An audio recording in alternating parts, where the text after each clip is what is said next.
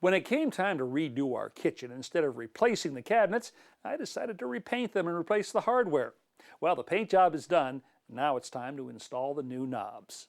Now, this is the kind of job that any smart do-it-yourselfer would not begin without consulting his or her better half. Well, we got to decide where you want the knobs. All right, so I have an idea. I don't know what's most typical. So here's what we're going to do.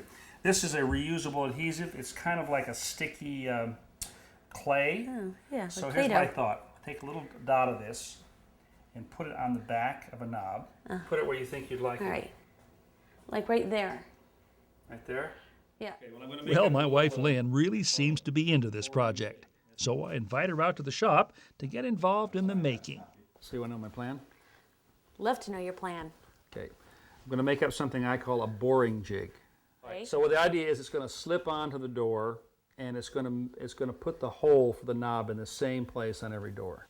Yeah, it's pretty clear. What's needed right off the top is a little instruction in table saw operation. Here's what I want you to do. You're going to put one hand here, and you're just going to kind of push this all the way through the blade. But what if the saw doesn't like...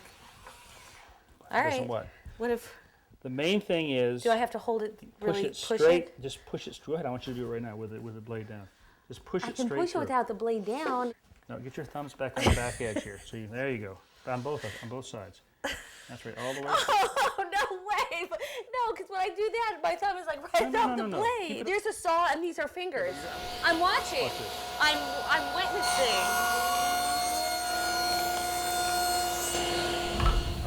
It's all right. If you're not comfortable, I really don't want you using the saws, but I'm going to have you nail this strip of wood now to the With edge a of the hammer? plywood. No, with this. There you go. What's going to happen? It's going to drive a nail in. Oh, Christ.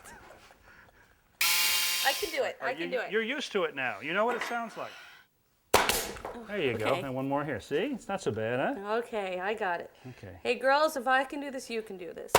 Okay. There you go. Now, this is a neat little saw, and it cuts as you pull it toward you.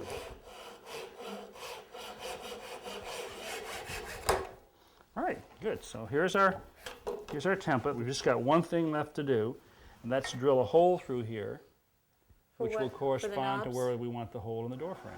Right. You just pull that lever down. Just pull it down. This? Yeah, slowly. This? Yeah, turn it.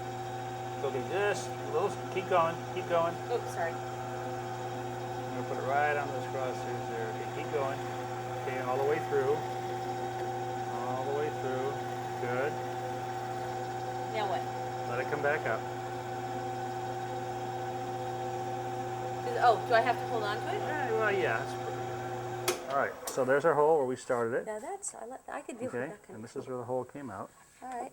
All right, so we're all set. I'm going to take this in and put the knobs on for you now. I like this. I like this so much, I think I'm going to put my brand on it. And this is how it works. I'm going to open the door, slip this right over the edge like that, push it up, make sure that it's in contact on the side and the bottom. Then take an adjustable clamp. The template not only gives me the right position for this drill, but because it's thick, it keeps the drill going in at a straight or perpendicular angle. It should really minimize the tear out. Clean hole. Give it a snug to the back here. There we go. I can do the entire kitchen here probably in 30, 45 minutes with that.